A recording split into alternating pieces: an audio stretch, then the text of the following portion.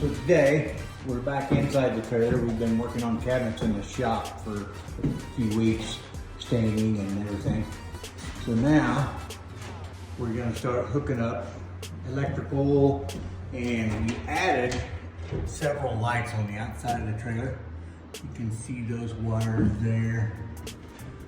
So we're gonna go through and hook all those extra lights up to make it look cool.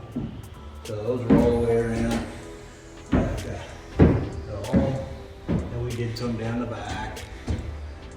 All these lights we're gonna get hooked up today. So we can start putting the interior wall finishes on. You can see I look like a busy little beaver here, but there's a jumper between each one of those lights. So I'm taking the time to cut all these little pieces and make sure they're all the right length, getting them ready so that I can go along and make all these connections. Don't want anything to not work. And we'll show you later that there's also the ability to work on these after the fact. I'll make all these work now, but when we do the ceiling, I'll show you how we make sure this is still accessible at the end. Just like the center run that we talked about, that you can get to all the wiring along the walls will be the same way. So make sure all these work, and we'll show you what that looks like.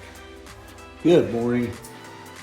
Just another added thing that we do here at Hensley Homes in the cargo conversions is you'll see there's wiring all along for different things. And what we've done with this wire here is we've replaced the wire that comes from the front of the trailer going to the back. You say, why did you do that? Well, so when we spray foam the bottom of these floors, we cover the bottom of the frame and we fill that cavity with foam like we showed you. We cover it all back up. At that point, that trailer wiring is no longer accessible. If there's ever an issue with anything, you can't get to it to work on it. So we moved that to where it's always going to be accessible. This center run of wiring will have a removable cover on it, and anytime you need to work on something, if you want to add something or check something, you can. So I'm replacing everything that was in here originally, reran it over here and down the sides, so that it's all new connections. Everything is filled with an anti-oxidizing grease. All of my connections are sealed with grease, electrical grease, so that there's no corrosion. You don't have to worry about poor connections later down the road. Should last as long as your trailer does, or longer. So just one of those added things that we like to do for quality, and well, you know your lights are always going to work for safety as well.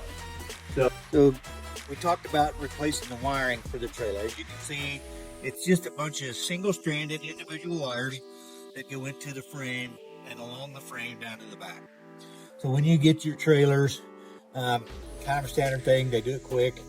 This battery and this switch are for your electric brakes in an emergency situation. Your trailer comes unhooked, it pulls this cable, and this battery will lock up the electric brakes so that your trailer doesn't take off down the road and somebody get hurt. But if you can see the jumbled mess that's in here, this is one of the things that we get rid of.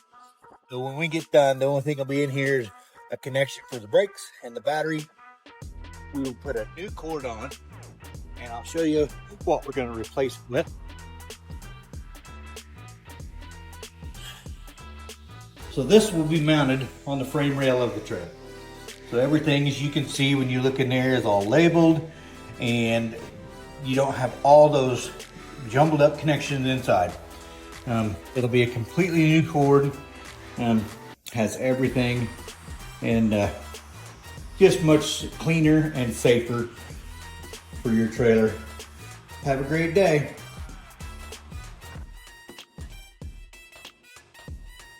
You'll be the coolest trailer on the road now Wait till we show you the underglow lighting.